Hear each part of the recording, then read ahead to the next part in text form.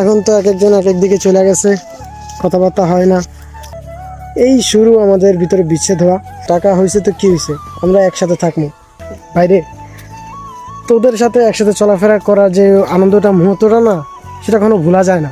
হে guys, আসসালামু আলাইকুম, welcome to back আর new another brand new blog for our official YouTube channel update পোলাপান।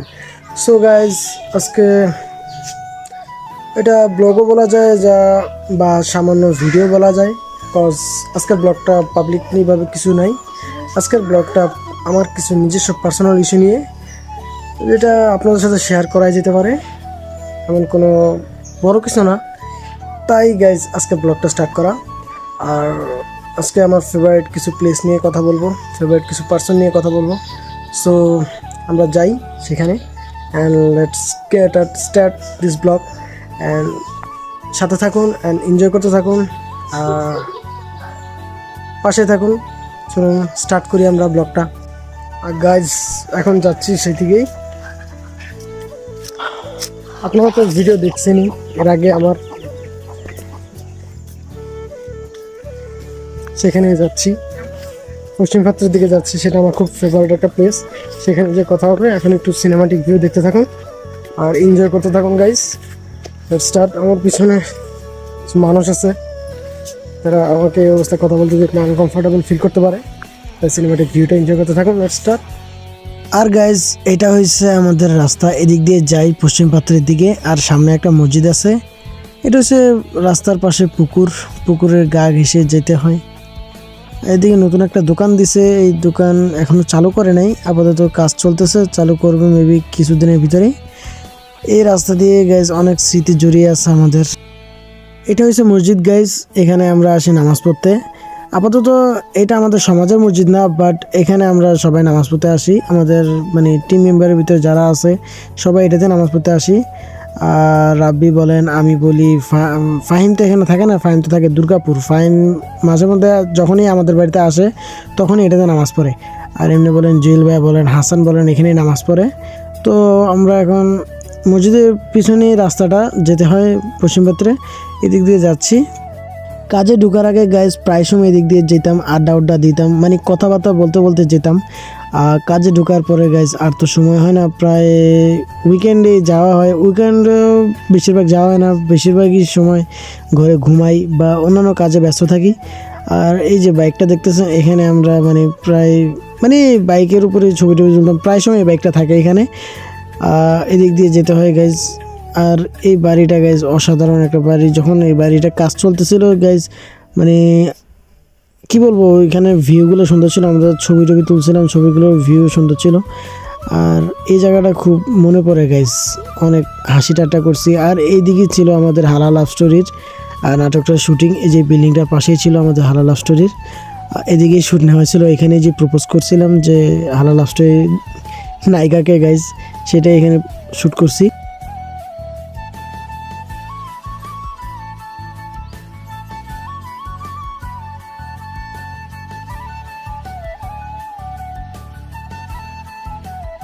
বাস্তব কথা কি জানেন ভাই গাইজ, একটা কথা কি, যে একটা ছেলে মানুষের কষ্ট না একটা ছেলে মানুষই বুঝে। মানে বাহিরের মানুষ বা অন্য কোথাও মানুষ কেউ বোঝার চেষ্টাও করে না গাইজ। আর যদি বলি মেয়ে মানুষের কথা, তাহলে তো গাইজ ওরা কখনো বোঝার চেষ্টাও করবে না আপনার ভিতরেটা কি বা কি আছে, আপনার ভিতরে কতটা কষ্ট লুকিয়ে রাখছেন। আর ছেলে মানুষরা যদি সফল হয় না গাইজ, তাহলে সে সবার কাছে প্রিয়। আর যখন সে সফল না, ব্যর্থতা হয় না, সে তখন কার কাছে প্রিয় না, সে নিজের কাছে নিজে মানে একটা বোঝা হয়ে যায় গাইজ। আর গাইজ, এটা হচ্ছে সেই জায়গা। এই জায়গায় প্রায় আমরা এসে আড্ডা মারতাম, গল্প সল্প করতাম। সো এখন তো এক একজন এক একদিকে চলে গেছে, কথাবার্তা হয় না। আবানিফ বাইরে চলে গেছে, আমি দেশে আছি, আমি জব করি। জুয়েল ভাই তো কুমিল্লা থাকে, হাসানের কাজে থাকে, ফাহিম নতুন করে চাকরি নিছে, সে চাকরিতে থাকে ফাহিমে। এখন আর আগের মতো আমাদের কথাবার্তা হয় না, আগের মতো চলাফেরা হয় না, মিস করি আগের দিনটা।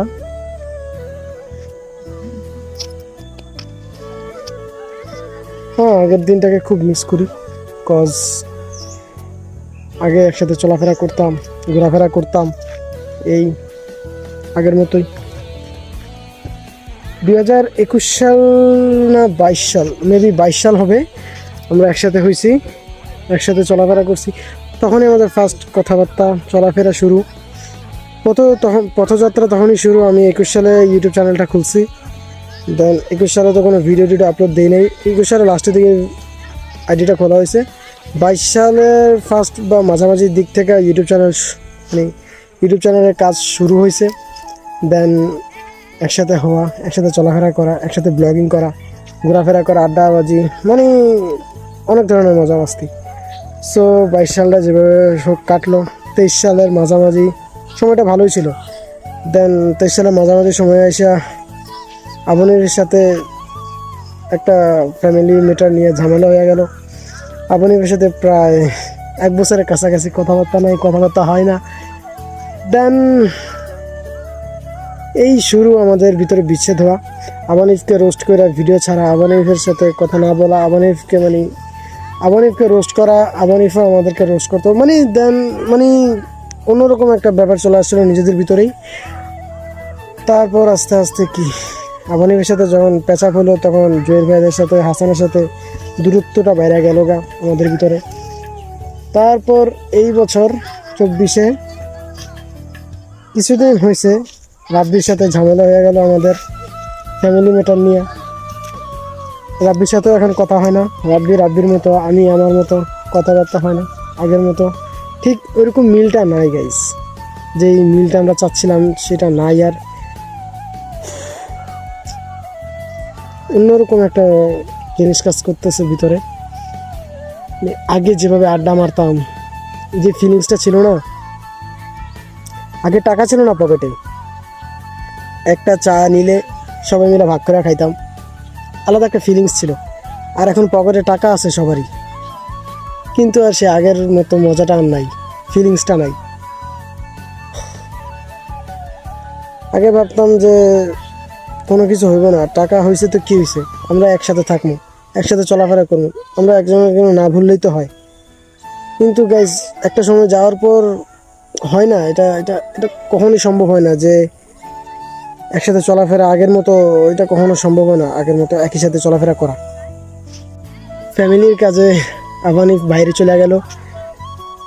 ফ্যামিলি একটা ছেলে প্রতিষ্ঠিত হওয়ার জন্য গাইজ অনেক কষ্ট করতে হয়, সেটা শুধু ছেলেদের কষ্ট ছেলেরাই বোঝে গাইজ, অন্য কারো বোঝে না। আবানিফের সাথে এখন কথা হয় না। পরিশেষে একটা কথাই বলতে চাই, এই একটাই মেসেজ দিতে চাই এই ব্লগের মাধ্যমে, ব্লগ ভিডিও যেটাই মনে করেন, বাইরে তোদের সাথে একসাথে চলাফেরা করার যে আনন্দটা, মুহূর্তটা না, সেটা কখনো ভোলা যায় না, ভুলতেও পারবো না। তোরা যাই করস, যাই কিছু হোস বা যত কিছু করস, তোদেরকে এখনও মনে পড়ে, খুব মিস করি। অন্যরকম একটা ভিতর থেকে কাজ করে তোদের জন্য, যেটা কখনো ভোলা যাবে না। যে যেখানে থাকিস ভালো থাকিস, এতটুকু দোয়া করি। তোরা যে যেখানে থাকিস না কেন ভাই, তোদের জন্য মন এখনও কান্না করে, এখনও খুব মিস করি তোদেরকে। তোর যে একটা কথাই বলি, আমি ভালোবাসি তোদেরকে অনেক। আর যদি ভুল ত্রুটি হয়ে থাকে তাহলে ছোটো ভাই হিসাবে মাফ করে দিস, এতে কি ভাই তোদের জন্য বলা। তোদেরকে কখনো ভুলতে পারবো না, তোদের সাথে কাটানো মুহূর্তগুলো, স্মৃতিগুলো কখনো ভোলা যায় না রে ভাই।